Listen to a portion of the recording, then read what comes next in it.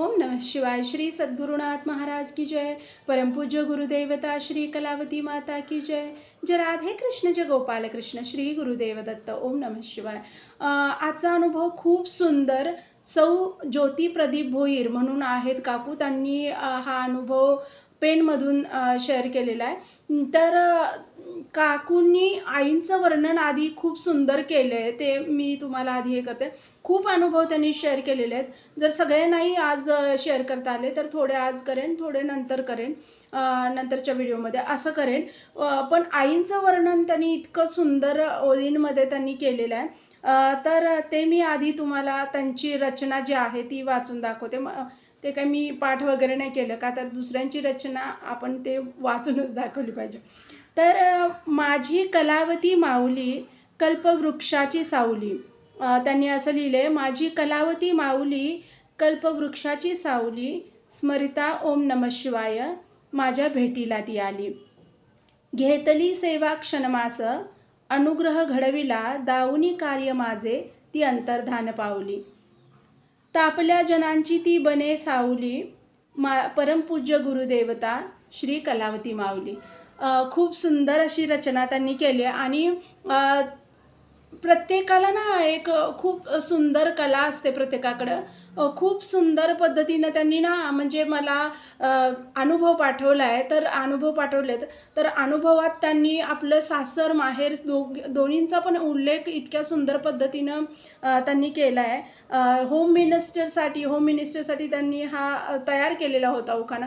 तो त्यांनी म्हणजे आपलं ओळख आपण करून देतो, तर कशा पद्धतीनं मी या गावची, तर त्यांनी अशा पद्धतीनं आईवडिलांचं पण सासरच्यांचं पण नाव यायला पाहिजे असंही त्यांनी केलेलं आहे। तर तो उखाणा पण हे करते आणि मग त्यांच्या अनुभवाकडे येते।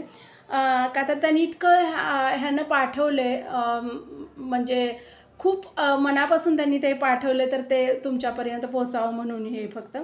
तर त्यांनी लिहिलं आहे, श्री रवी लक्ष्मी पोटी, त्यांच्या आईवडिलांची नावं, त्यांचं नाव वगैरे।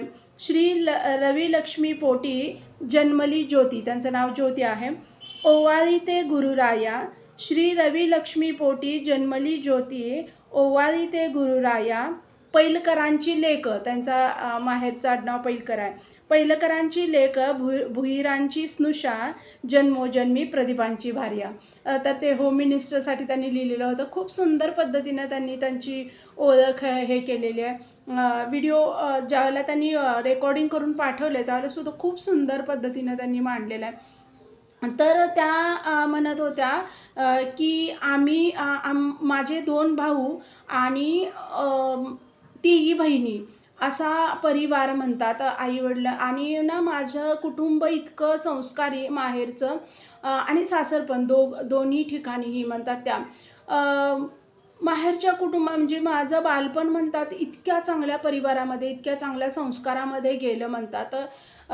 आई म्हणजे मी थोडीशी खोडकर होते, म्हणजे आईंचा मार्ग मला लहानपणीच मिळालेला होता, पण तो नंतर कसा सापडला ते नंतर नंतर परत कसा तो सुटला आणि परत कसा मिळाला तो ते नंतर व्हिडिओमध्ये।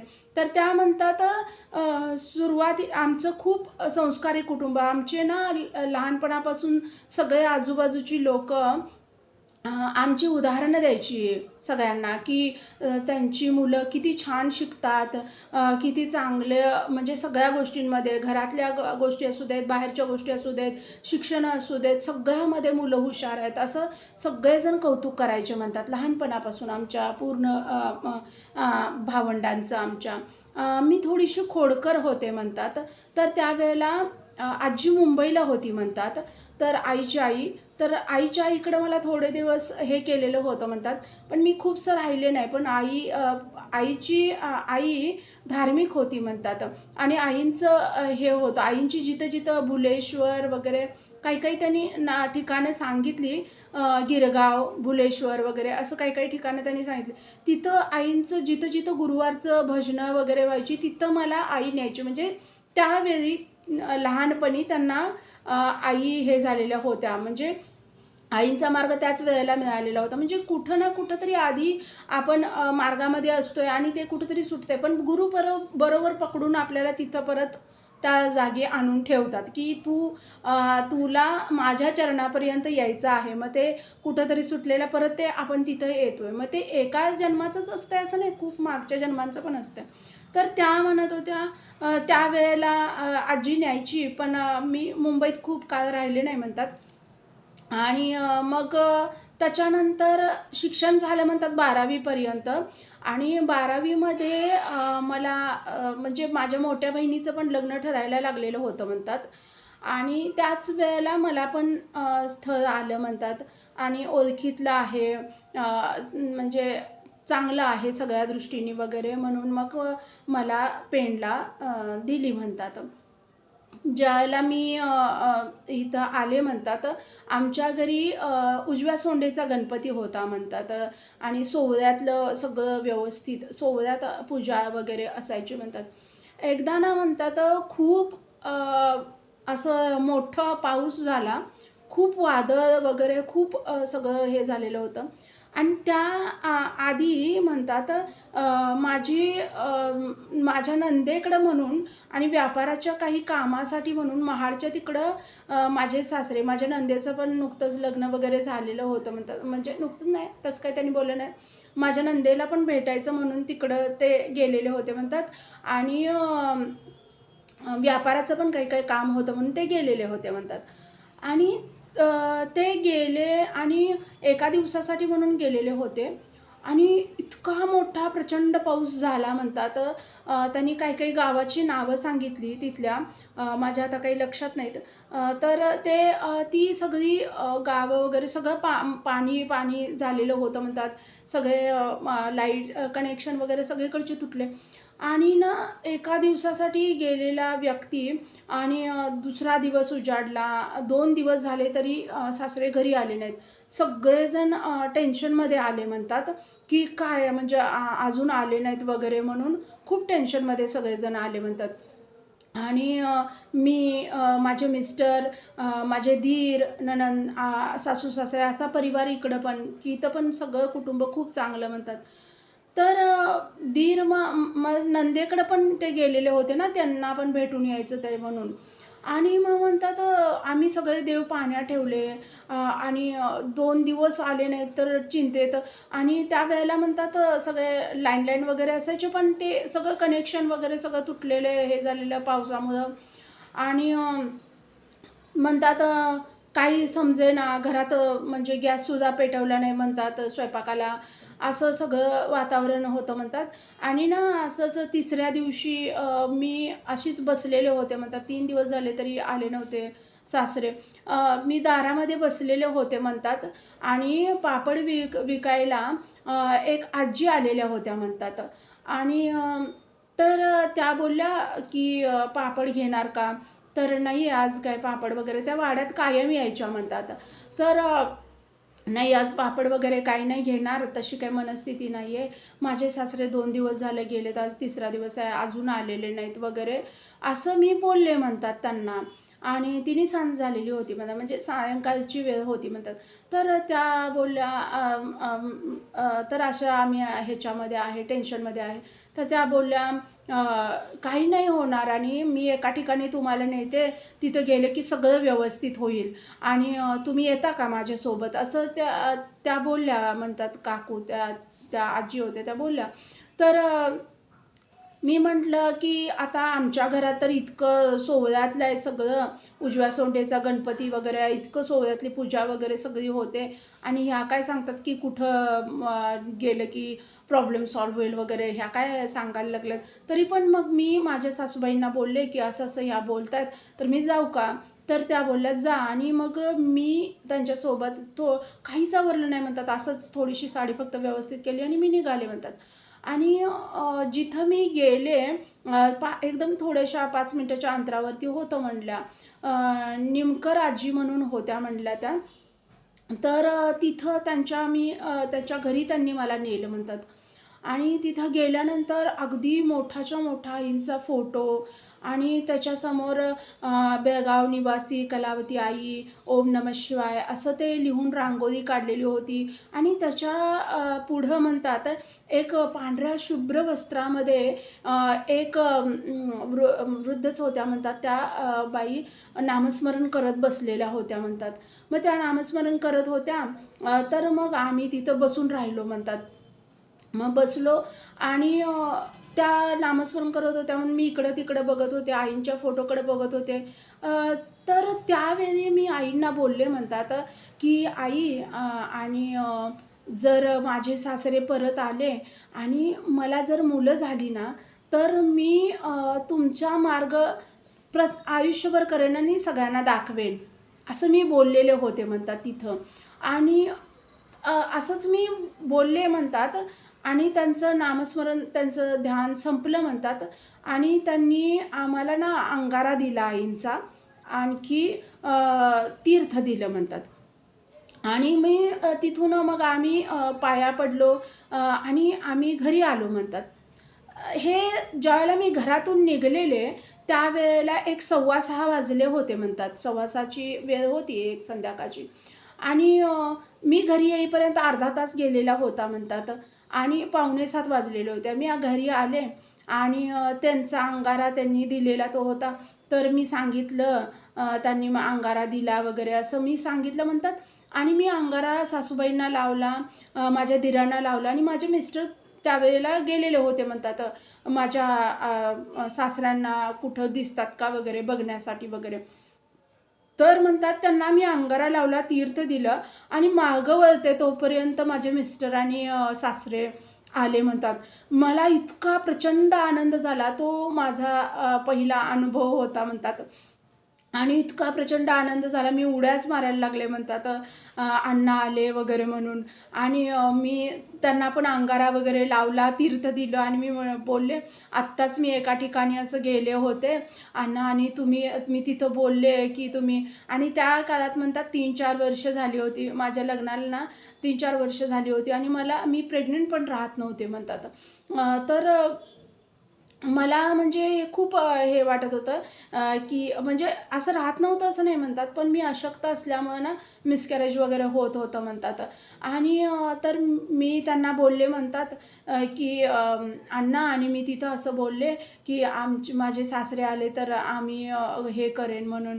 तर आता आपल्याला जायला पाहिजे, तिथे गेलं पाहिजे भजनाला वगैरे, असं मी बोलले म्हणतात त्यांना.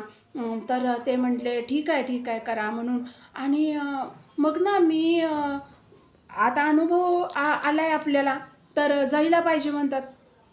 मी काय केलं, अ, आता मी बोलले, की "आई, असा अनुभव येऊ दे आणि मग मी करेन वगैरे" असं मी मी बोलले. मग करायला कुणी पाहिजे, मी करायला पाहिजे. पण त्यांनी तसं नाही केलं. त्यांनी काय केलं, सासूबाईंना सांगितलं, की तुम्ही आता तुम्ही रिकाम्या असताय, तुम्ही संध्याकाळच्या वेळेला म्हणजे ते 4चं भजन वगैरे असतं, त्यावेळेला तुम्ही जात जावा, दुपारच्या भजनाच्या वेळेला तुम्ही जात जावा.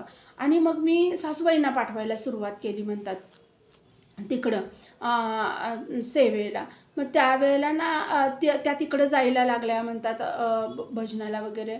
आणि असे ना 5-6 महिने गेले म्हणतात. 5-6 महिने गेले आणि 5-6 महिन्यानंतर परत त्याच रूटला माझे सासरे गेले म्हणतात महाडला. आणि ना तिथं गेल्यानंतर परत त्यांचा ॲक्सिडेंट तिथंच झाला म्हणतात. त्या रूटला गेल्यानंतरच त्यांचा ॲक्सिडेंट तिथंच झाला. आणि त्या काळात ना म्हणतात माझ्या नंदेला आणलेली होती घरी ओटी भरणीला. आणि ते आणलेली होती. आणि मग घरात खूप टेन्शन झालं. आणि माझे सासरे ना खूप प्रतिष्ठित व्यक्ती होते म्हणतात तिथले. खूप समाजकार्य त्यांनी केलेलं होतं वगैरे. आणि मग घरात खूप वातावरण खराब झालं म्हणतात सासरे झाल्यानंतर वगैरे. त्यांनी हे मला नाही सांगितलं, म्हणजे ते रेकॉर्डिंगमध्ये हे नाही सांगितलं, की त्यात त्यांचे सासरे गेले का नंतर गेले, असं काही ते नीटसं त्या रेकॉर्डिंगमध्ये समजलं नाही. पण मला असं वाटतंय की त्यांचे सासरे त्या दरम्यानच गेले. आणि त्याच्यानंतर 1 महिन्याभरानंतर मग म्हणतात सासूबाईंचं वय माझं खूप कमी होतं म्हणल्या. एक 42 वगैरे वय होतं म्हणतात सासूबाईंचं. आणि मग त्यांना मी म्हटलं, की तुम्ही आता मार्ग हा सोडू नका आणि तुम्ही मंदिरात जात जावा वगैरे. आणि ना मग माझ्या सासूबाई रेग्युलर तरीसुद्धा मग नंतर मंदिरात जात होत्या म्हणल्या. आणि ना त्यांनी एकादशीची सेवा घेतलेली होती म्हणल्या. एकादशीच्या ह्याची हाराची सेवा घेतलेली होती म्हणल्या. आणि त्या ना सायलीच्या फुलांचा हार बनवायच्या म्हणल्या. इतका सुंदर आणि घरात इतकं छान वाटायचं म्हणतात. त्यांनी ज्यावेळेला हार बनवायच्या सायलीच्या फुलांचा, अगदी नाजूक ती फुलं, इतकी सुवासिक फुलं, आणि ज्यावेळेला त्या हार बनवायच्या त्यावेळेला इतकं प्रसन्न वाटायचं म्हणतात. आणि असे दिवस गेले, मग 5-6 महिने गेले म्हणतात. आणि नंतर ती गोड बातमी मला पण समजली, की 3-4 वर्ष जी होत नव्हतं, ती बातमी मला समजली म्हणतात. आणि की मी आई होणार आहे म्हणून. आणि मग खूप आनंद झाला म्हणतात. आणि असे दिवस चाललेले होते म्हणतात. खूप चांगलं हे चालू होतं. आणि त्याच्यामध्ये 7वा महिना मला ज्यावेळेला सुरू झाला म्हणतात, तर त्यावेळेला सासूबाईंचे त्यांच्या भाऊ त्यावेळेला एक्सपायर झाले. आणि त्याच्यामध्ये परत घरात पाहुणे हे ते, आणि त्या काळात ना संकष्टी वगैरे होती म्हणल्या, उपवास वगैरे, ह्या सगळ्याचं ताण पडला की काय म्हणतात कुणास ठाऊक. पण 7व्या महिन्यात प्लेझेंटा तुटला म्हणतात. आणि अगदी मग मला ना मी रक्ताच्या थारोळ्यात हे झाले म्हणतात. आणि मला दवाखान्यात नेलं गेलं 7व्या महिन्यात. आणि तिथं गेल्यानंतर म्हणतात मग मी दुसऱ्या दिवशीच शुद्धीवर आले म्हणतात. आणि पहिला प्रश्न माझा हे होता, का तर इतक्या वर्षांनी राहिलं आईंच्या कृपेनं, पण जे आपल्याला गुरूंच्या कृपेनं मिळालेलं असतंय ना, त्याच्यानंतर जर बाधा जरी आल्या, संकटं जरी समोर आली, गुरूंच्या कृपेनंच त्या गोष्टी निवारण होतात. इतक्या वेळेला त्यांचं मिसकॅरेज वगैरे झालेलं होतं, सगळं हे झालेलं होतं. पण आता जे मिळालेलं होतं ते गुरूंच्या कृपेनं मिळालेलं होतं. तर ते असं नव्हतं हे होणार. तर मी पहिला प्रश्न डॉक्टरांना विचारला, की माझं बाळ कसं आहे? तर ते म्हटले, "अगदी व्यवस्थित आहे सगळं, काही हे नाही." आणि सगळं व्यवस्थित आहे त्यांनी सांगितलं. मग परत मला दवाखान्यात ठेवलं, परत मला घरी सोडलं म्हणतात. पण परत तसाच त्रास व्हायला लागला आणखी. मग मला डॉक्टर बोलले, की दवाखान्यातच हिला डिलिव्हरीपर्यंत राहू दे. आणि मग डिलिव्हरीच्या आधी 4 दिवस मला घरी सोडलं. म्हणजे डिलिव्हरी व्हायच्या आधी 4 दिवस घरी सोडलं. त्याच्यानंतर म्हणजे दिवस हे झाल्यानंतर म्हणजे 4 दिवस राहिल्यावर त्यांनी घरी सोडलेलं होतं. तर त्या म्हणतात, की पेणपासनं त्यावेळेला ना रामवाडीला गणपती मंदिर होतं. तिथं आईंची उपासना त्यावेळेला चालत होती म्हणतात. तर मग मी ना म्हणतात त्या 4 दिवसामध्ये म्हणतात तिथून तिथपर्यंत रामवाडीपर्यंत चालत गेले होते आईंचं दर्शन घेण्यासाठी पेणपासून. आणि मग तिथून दर्शन घेऊन बालोपासनेचा प्रसाद वगैरे घेऊन मग मी घरी आले म्हणतात. आणि मग मी परत दवाखान्यात गेले डिलिव्हरीसाठी. मग मी परत दवाखान्यामध्ये हे झालेलं होतं म्हणतात, मला नेलेलं होतं. आणि त्याच दरम्यान म्हणतात की म्हणजे आम्ही मंदिर बांधलेलं होतं त्या दरम्यान म्हणतात, जे पैसे आलेले होते सासऱ्यांच्या ॲक्सिडेंटनंतर जे मिळालेले होते, त्या पैशाचं आम्ही मरी मातेंचं त्यांनी मंदिर तिथं बांधलेलं होतं म्हणतात. तर ते मंदिराची स्थापना वगैरे काही झालेली नव्हती. म्हणजे मंदिर बांधलेलं होतं. मूर्तीची घटस्थापना आपण म्हणतो ना, तर ती झालेली नव्हती म्हणतात. आणि ना मी खूप आजारी होते ना, मी खूप हे होते ना, त्यावेळेला डॉक्टरांनी बोललेले होते म्हणतात की तुला मुलगा होणार आहे म्हणून. तर आणि ना ते स्थापना वगैरे झाली वगैरे, आणि तिकडं स्थापना झाली मूर्तीची आणि इकडं मला मुलगी झाली म्हणतात.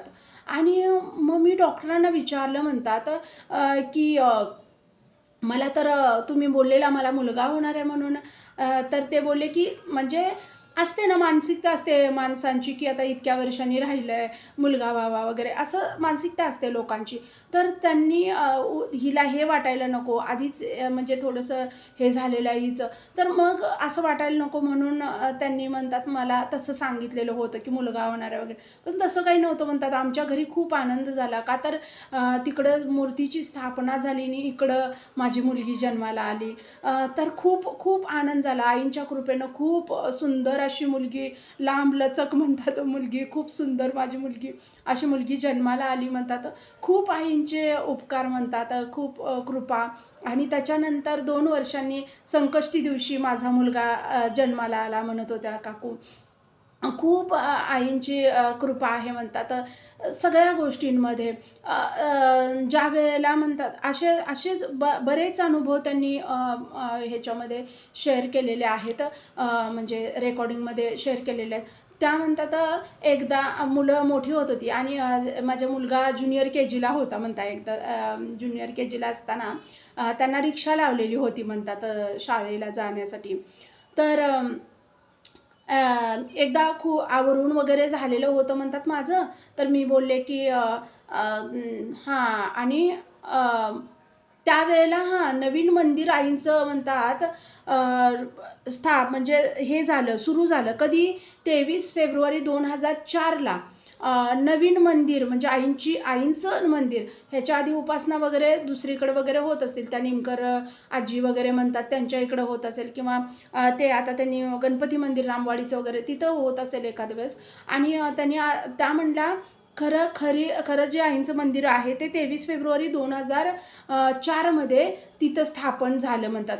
आणि ते स्थापन झालं ज्या दिवशी म्हणजे ते मंदिर तयार झालं, तिथं उपासना वगैरे चाललेली, त्याच्या आदल्या दिवशीचं म्हणतात, नाही त्या दिवशी का आदल्या दिवशी असं काहीतरी त्याच्यामध्ये त्यांनी सांगितलं की आदल्या दिवशी झालेलं होतं ते मंदिर हे झालेलं होतं.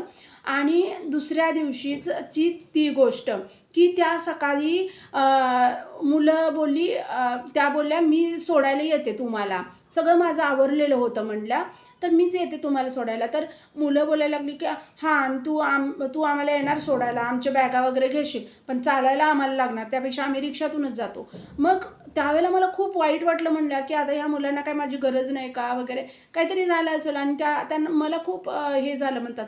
आणि मी बोलले मी जातेच घरातून. आणि आपण रागारागात म्हणतोय ना जातेच घरातून, मी असंच करते, मी तसं काहीतरी त्यांच्या मनात आलं. आणि कासार तळे म्हणून आहे म्हणतात तिथं त्यांच्या इथं, कासार तळ्याची तिथं त्या तळ्याजवळ मी गेले म्हणतात.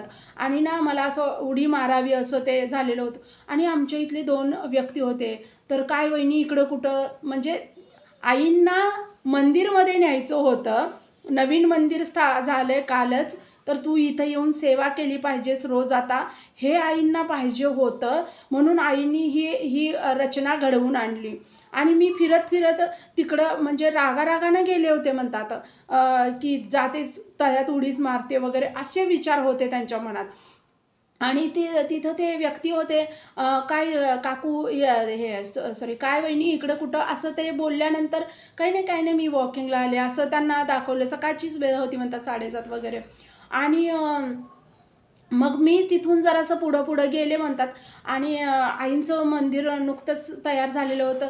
तर तिथं आईंना सेवा करायला न्यायचं होतं त्यांना त्यावेळेपासून. तर ती योजना होती आईंची. आणि मग त्या गेल्या गेटच्या तिथं गेल्या म्हणतात.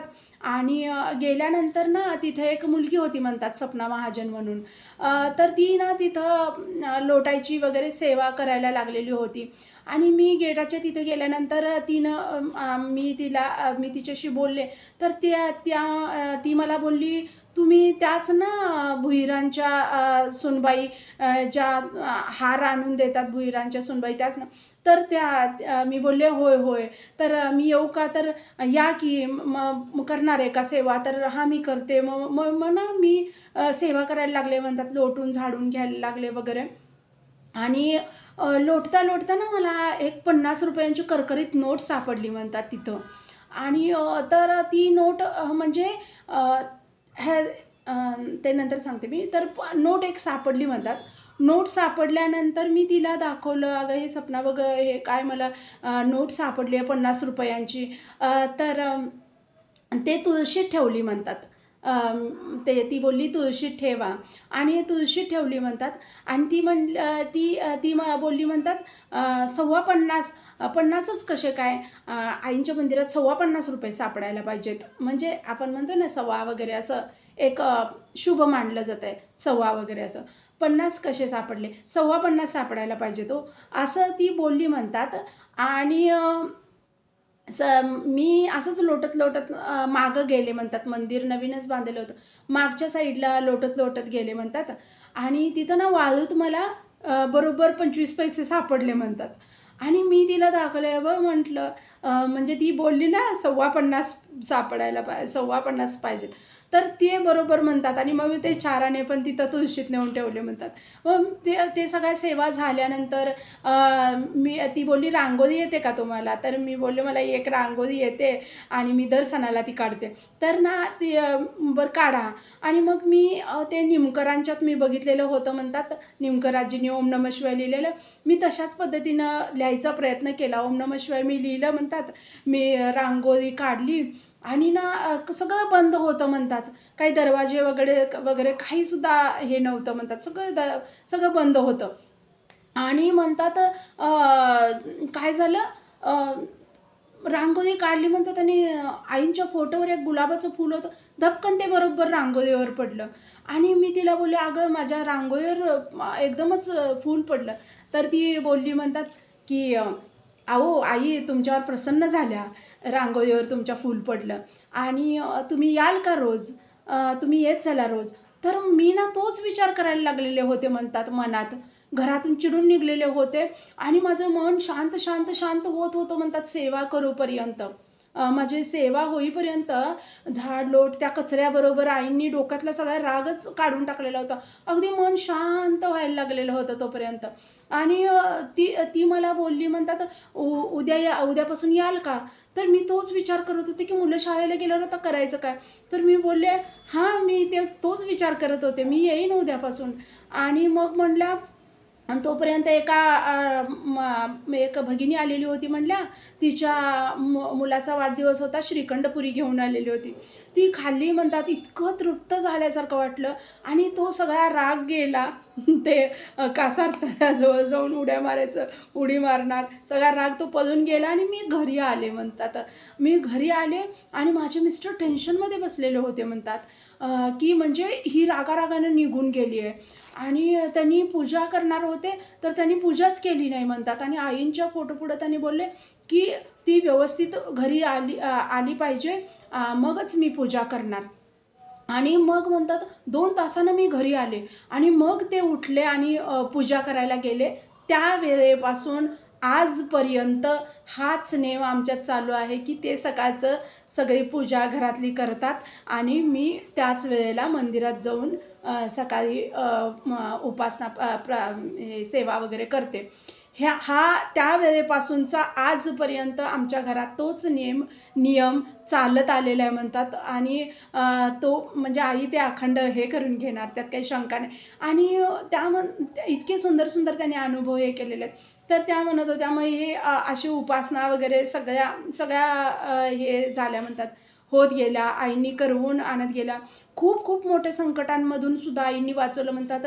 माझी मुलगी एकदा खूप मोठं वादळ आलेलं होतं, चक्रीवादळ म्हणतात पेनमध्ये. आणि ना पत्रे वगैरे सगळे उडून गेलेले होते म्हणतात. पण तुम्हाला सगळा खरं ते आमच्या इथले पत्रे सगळे उडून गेले, पण आम्हाला कुणालाही काही धक्का लागला नाही म्हणतात.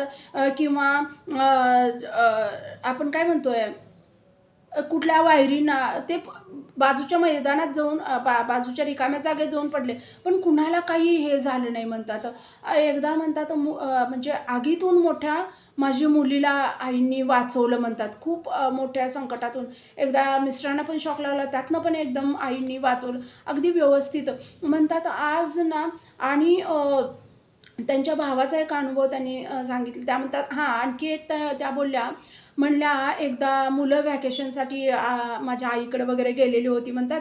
आणि तिकडं गेल्यानंतर माझ्या मिस्टरांचं आणि माझं मस्करीतच काहीतरी होतं आहे घरी, तुम्ही असं वगैरे होते, काहीतरी बोलणं एकामेकाला झालं. आणि ना मग मी बोलले, "तुम्ही सॉरी म्हटल्याशिवाय मी जेवतच नसते." तर त्यांनी ते काही एवढं लक्ष नाही, त्यांच्या लक्षातून पण गेलं ते. पण मी ना 2 दिवस असंच करत होते. त्यांना जेवण बनवून देत होते आणि मी जेवतच नव्हते. त्यांना काहीच कळलं नव्हतं ही गोष्ट म्हणतात. आणि मी काय करायची, मंदिरात सकाळी जायची, तिथं जे प्रसाद मिळेल ते खायचे. संध्याकाळच्या भजनाला तिथं जे प्रसाद मिळेल ते खायचे आणि एकदम घरी आल्यानंतर रात्रीचं जे पोटात असं कसं तरी व्हायचं. पण ते मी तसंच निभवून काढायची आणि दुसऱ्या दिवशी उठून ह्यांच्यापुरता स्वयंपाक करायची आणि मी मंदिरात. 2 दिवस मी अशी करत होते म्हणतात. आणि तिसऱ्या दिवशी म्हणतात सकाळची सेवा तेन झाली म्हणतात. खूप भूक लागलेली म्हणतात त्यावेळेला मग मला. आणि ती खूप भूक लागलेली आणि आईंच्या समोर मी सेवा झाल्यानंतर नामस्मरण वगैरे आपण करतोय तसं नामस्मरण करत बसलेले होते म्हणतात सकाळचं. आणि माझ्या शेजारी ना शिंदे काकू म्हणून एक होत्या म्हणल्या. त्या बसलेल्या होत्या माझ्या शेजारी म्हणल्या. आणि मी अशी नामस्मरण करत मी बसलेले होते म्हणल्या. आणि बसले तर ना मला ना खूप भूक लागली. मी आईना बोलले, "आज ना आई बघा आता, तुम्ही जर भरवलं तरच मी खाते, नाहीतर खातच नसते." आणि मला किती भूक लागली आहे. म्हणजे 2 दिवसाचे एवढे उपवास. बापरे! आम्ही तर असं तर ते जाऊ दे तिकडं, भांडण केलं खड्ड्यात जाऊया आधी असं. म्हणजे एखाद्याची खूप स्टॅमिना असतो उपाशी राहण्याचा. तर त्या म्हटल्या, मग मी अशी हे केलं आणि आईंच्या पुढे अशी बोलले. आणि बोलले आणि शिंदे काकू साईडला बसून नामस्मरण करत होत्या. आपोआप ना त्यांच्या डोळ्यातून असं घळाघळ पाणी यायला लागलं म्हणलं. आणि मी ना त्यांच्याकडे लक्ष केलं. मी बोलले, "ह्या का रडतायत?" मला काही कळलंच नाही म्हणलं, "ह्या का रडतायत?" तर नंतर मग आमचं जप वगैरे झाला. मग मंदिरला कुलूप वगैरे घातलं आणि मी त्यांच्याकडं चावी वगैरे दिली. तर त्या बोलल्या, "भुईरताई, आमच्या घरी येता का?" तर मी म्हटलं, त्यांचे गहू वगैरे असं वाळायला घालायचे होते. तर त्या 2-3 दिवस मला बोलवत होत्या. तर मग म्हटलं कदाचित त्याच्यासाठीच बोलवत असतील. बरं चला, म्हणून मग मी त्यांच्यासोबत गेले म्हटलं. आणि सकाळचंच टाईम होतं 10-10:30चं. मग त्यांनी ना घरी गेल्यानंतर मला 2 बटाटे आधी सोलायला दिले म्हटलं. मग मी काय विचार केला, आता काय घरी तर जाऊन काय करणार आहे, मुलं पण नाही आहेत, ह्यांनी पण नाहीत, आता त्यांनी पण गेले. तर मग आता काय करायचं घरी जाऊन तरी लवकर. तर मी बटाटे वगैरे मग सोलून दिले. मग त्यांनी ना चहा ठेवला म्हणतात एकदम दूध वगैरे घालून, वेलची पावडर वगैरे एकदम असं मस्त, मला जसं आवडतंय ना तसं सगळं त्यांनी त्या दिवशी केलेलं म्हणतात. एकदम वेलचीचा मस्त चहा. आणि ना फ्रीजमधून काय त्यांनी बोलल्या, काहीतरी बोलल्या, दही काढलं ताजं. त्याच्यानंतर पोळ्या लाटल्या म्हणतात त्यांनी एकदम. पोळ्या लाटल्या फ्रीजमधून ताजं एकदम दही, एकदम गोड दही असं काढलं. आणि त्याच्यानंतर कशाचा तरी हलवा असं बोलल्या त्या. ते काढला. हे सगळे पदार्थ आणि सगळे माझ्या आवडीचे म्हणतात. आणि मला असं वाटलं की सकाळची वेळ आहे, तर आईंना न्याहारीसाठी वगैरे दाखवत असतील असं मला वाटलं म्हणल्या. आणि तर त्यांनी ते प्रसाद सगळा एकदम पूर्ण सगळं, मला ते जे आवडतंय ना, वेलचीचा चहा वगैरे हे सगळं मला आवडतं आणि ते सगळं त्यांनी ते ताटामध्ये हे केलेलं आणि ते आईंना दाखवलं म्हणल्या त्या. आणि मी मनात बोललेली गोष्ट ही, की "आई, तुम्ही भरवल्याशिवाय मी आज जेवतच नसते." आणि ना तर ते ताट त्यांनी असं दाखवलं आईंच्या समोर. आईंच्या समोर ताट दाखवलं आणि ते आणलं आणि त्यातलं ना एक अगदी ना त्या काय म्हणतात खारीसारखी ती पोळी बनवलेली होती म्हणतात त्यांनी. खारी कशी लागते तशी ती पोळी. म्हणजे हे सगळं आईंनीच करवून घेतलं त्यांच्याकडून. आईच म्हणजे एखादा भक्त बनवतोय म्हणजे तिथं आई बनवतात. तर त्यांनी ते असं तुकडा मोडला म्हणतात आणि माझ्या तोंडाजवळ धरला तो. आणि मी म्हटलं, "अहो काकू काय करताय?" तर माझ्या ना पहाटे एक स्वप्न पडलेलं मला, की तुझे मिस्टर बोलतायत, की ही ना सारखी माझ्याशी काहीतरी बोलते, भांडते आणि तेच डोक्यात घेऊन बसते, भांडते माझ्याशी आणि तुम्ही जरा समजवा तिला. तर मग मला एवढं असं आतून हे झालं, की ह्यांना कसं काय हे कळलं? आणि म्हटलं मग त्यावेळेला लक्षात आलं म्हणतात, की प्रत्येक गोष्टीची भक्ताच्या आईंना काळजी असते. एकतर ही 2 दिवस जेवली नाही आणि आता ह्यात ही अशी बोलते, की तुम्ही भरवल्याशिवाय मला खायचं नाही. आणि मग म्हणतात ते सगळं मी खाल्लं आणि मी त्या दिवशी ठरवलं म्हणतात, की कधीही परत असं काही भांडण वगैरे करायचं नाही, एवढ्या-एवढ्या तेवढ्या गोष्टींबद्दल हे करायचं नाही. म्हणजे गुरुमाऊलीला इतकी काळजी म्हणतात, इतकी काळजी. एकदा म्हणतात मी मंदिरमध्ये रांगोळी सेवा करत होते म्हणतात आणि रांगोळी काढताना ना उठले म्हणतात. उठताना ना असं दुखलं एकदम म्हणतात. सांधे वगैरे माझे त्यावेळेला दुखायचे म्हणतात. आणि मी ना त्यावेळेला आईंना बोललेले होते म्हणतात की "आई, घरात कोणतरी डॉक्टर पाहिजे" म्हणतात. त्याच्या आधी ना म्हणतात मोठ्या भावासाठी ना स्थळ काढत होतो आम्ही. माझ्या मोठ्या भावासाठी आणि खूप चांगल्या म्हणजे मुली मिळाव्या भावांना अशी खूप इच्छा होती म्हणतात. की भावजई चांगल्या मिळायला पाहिजेत, ज्या घराला वगैरे चांगलं हे करतील. तर मोठ्या भावासाठी ज्यावेळेला स्थळं बघायला लागली 13-14 स्थळं बघितली म्हणतात. एकही त्याला पसंत पडेना किंवा हे होईना. मी आईंना ना बोलले म्हणतात आई आणि एखादी चांगली मुलगी शोधा की म्हणून. आणि त्या म्हणजे ज्यावेळेला मी बोलायची ना, त्यावेळेला हे असं म्हणजे त्यांनी बोलायच्या आपण म्हणतोय ना, ज्यावेळेला बोललं जाते त्यावेळेला ते मग ते आई पण हे करतात. आणि त्याच दिवशी संध्याकाळी म्हणतात खोपोलीच्या शाखेतली सेवेकरी एक हे आहे आलेली होती आणि तीच शेवटी नंतर माझी वहिनी झाली म्हणतात. म्हणजे तीच परत ठरली आणि सेवेकरी जी होती खोपोलीच्या शाखेतली ती माझी वहिनी झाली. आज 23 वर्ष झाली म्हणतात. खूप सुंदर पद्धतीनं त्यांचा खूप संस्कारी, खूप चांगली मोठी भाऊजई मिळाली. नंतर मग म्हणतात छोटा भाऊ जो होता त्याचं का नाही MPSC खूप माझे छोटा भाऊ म्हणतात खूप हुशार एकदम आणि ना MPSCची परीक्षा देत होता. पुण्याचं कोल्हटकर क्लासेस काहीतरी त्या बोलल्या. हां, कोल्हटकर क्लासेस पुण्याचे. तिथला टॉपर म्हणतात माझा भाऊ. छोटा भाऊ आणि ना तिथं म्हणतात MPSCची तयारी करत होता माझा भाऊ. 2 वेळा तो म्हणजे इतका हुशार पण ना आपल्या इथं सिस्टीममध्ये असं असतंय म्हणतात त्या की थोडे पैसे दिले इकडून-तिकडून लाख 2 लाख असे हे केले, की तर ते पासचं हे होतंय आणि माझ्या भावाचं ना खूप इतकं छान तो हे करत होता, पण 1-2 मार्कांनी हे होत होतं, 1-2 मार्कांनी हे होत होतं. तिसऱ्या अटेम्प्टला मी बोलले म्हणतात आईंना, "आई आणि माझ्या भावाचं ना ह्या वेळेला व्हायला पाहिजे हो आणि मी ना महाशिवरात्रीला जे पण आपण सेवा करतोय, मी एक्स्ट्रा सेवा करेन आणि मी 6 दिवस ना महाशिवरात्रीच्या वेळेला खरंच म्हणतात, मी 6 दिवस एक्स्ट्रा सेवा अगदी करायला लागले म्हणतात. आणि काय आश्चर्य म्हणतात, महाशिवरात्रीच्या दिवशीच म्हणतात माझ्या बहिणीचा फोन आला आणि "संतोषला सोबत काहीतरी बोलायचं आहे" असं बोलली म्हणतात. तर मी बोलले, "हां, काय रे?" तर "अगं माझा आज रिझल्ट लागला आणि मी म्हणजे माझं सिलेक्शन झालं." मी इतकी आनंदले म्हणतात, काय त्या गुरुमाऊलीची कृपा. म्हणजे मी बोलले होते म्हणतात. ते झालं आणि तो नांदेडला त्याची हे झाली म्हणतात पोस्टिंग झाली. नांदेडला तो गेला. हे झालं म्हणतात आणि नंतर मग मी रांगोळी सेवा एकदा करताना अशी उठले आणि माझं ना थोडंसं असं हे व्हायला लागलं म्हणतात सांध्यामध्ये असं दुखल्यासारखं त्यानं व्हायला लागलं. तर मी बोलले, "आई, घरी कोणतरी डॉक्टर पाहिजे होता आमच्या." असं मी रांगोळी काढताना ते बोललेलं म्हणजे ते सेवा करताना ते मी बोलले, "आई, घरी कोणतरी डॉक्टर पाहिजे होता आमच्या." तर 2 महिन्यांनी ना मग म्हणतात माझ्या भावाचा फोन आला, जे नांदेडला गेलेला होता. 2 महिन्यांनी फोन आला आणि "ताई, मी एक मुलगी बघितली आहे आणि तर खूप चांगली आहे ते." मग "अरे वाह! छान." असं मी बोलले म्हणतात.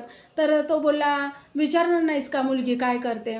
तर "सांग काय करते?" तर तो बोलला म्हणल्या की "डॉक्टर आहे." म्हणजे आईंना आणि आज म्हणतात 17 ते 18 वर्ष झाली त्यांच्या लग्नाला म्हणतात. इतक्या चांगल्या भाऊजाई मिळाल्यात मला दोघीही. आणि 17-18 वर्ष झाली आजपर्यंत कुटुंबातल्या सगळ्यांचं जे हेल्थचं जे पण हे आहे सगळं ती हे करते. माझं दुखणं, माझं सगळी औषधं सगळं तीच करते म्हणतात. इतकी आईंची कृपा आहे त्या म्हणत होत्या. खूप खूप आईंनी भरभरून हे केलेलं आहे म्हणत होत्या. खूप सारे त्यांनी अनुभव पाठवलेले आहेत. आणखी काही त्यातलं राहिलं असेल आणि त्यांनी ना मंदिरचं वर्णनसुद्धा इतकं सुंदर केलं आहे. पेनच्या मंदिरचं वर्णनसुद्धा त्यांचं आता आणि परत कधी अनुभव आले ते वगैरे, तर मी आणि परत त्यांचे अनुभव शेअर करेन. म्हणजे आहेत त्यांचे अनुभव, काही काही त्यातले राहिले पण असतील. असे छोटे छोटे बरेच अनुभव त्यांनी पाठवलेले आहेत. तर ते मंदिरचं वर्णनसुद्धा इतकं सुंदर केलं आहे. नारळीची पुढं अशा हे आहे, नारळीची झाडं वगैरे एका साईडला असं मंदिरच्या बरोबर मधोमध हे आहे, काय बरं, तुळस. त्याच्यानंतर जसं बाकीच्या सगळ्या मंदिरमध्ये असतं ना तशाच पद्धतीनं, की स्वच्छतागृह मागं, त्याच्यानंतर किचन आहे, त्याच्यानंतर वेगवेगळ्या सेवा चालतात इथं. सगळ्या उपासना बेळगावच्या मंदिरमध्ये आहेत त्या पद्धतीने इथं सगळ्या उपासना. असं बेळगावच्या मंदिरचं सुद्धा आहे, त्यांच्या पेनच्या मंदिरचं सुद्धा खूप सुंदर त्यांनी वर्णन केलेलं आहे. त्यांनी रेकॉर्डिंग करून पाठवलेलं आहे. आणि मोहिते आजी का काहीतरी असं त्यांनी बोलल्या, त्यांच्या कृपेनं खूप इथं सगळ्या सेवा बेळगावप्रमाणेच इथं सगळ्या होतात असं त्या म्हणत होत्या. असे खूप छान छान अनुभव पाठवलेत. एखादा जर राहिला असेल त्यातला त्यांनी सांगितलं तर ते मी परत आणि नेक्स्ट टाईम शेअर करेन. तर असेच छान छान त्या म्हणत होत्या आईंच्या कृपेनं सगळे आता आईंच्या मार्गात आहे. माझ्या मुलीचं पण लग्न ठरलं आहे म्हणतात. खूप चांगला परिवार तिला मिळाला आहे. म्हणजे मुलांचं सगळं चांगलं झालेलं आहे म्हणतात. सगळे छोट्यांपासून मोठ्यांपर्यंत सगळेजण आईंच्या मार्गात आता आलेले आहेत. सासूबाई पण अजून आहेत म्हणतात. खूप वय झालं त्यांचं, पण सगळं खूप चांगलं आहे म्हणतात. आईंच्या कृपेनं सगळं अगदी व्यवस्थित आहे असं म्हणत होत्या काकू. तर असे छान छान अनुभव सगळ्यांना येऊ देत. व्हिडिओ आवडला तर लाईक, शेअर आणि सबस्क्राईब. श्री सद्गुरुनाथ महाराज की जय. परमपूज्य गुरुदेवता श्री कलावती माता की जय. जय राधे कृष्ण, जय गोपाल कृष्ण. श्री गुरुदेव दत्त. ओम नमः शिवाय.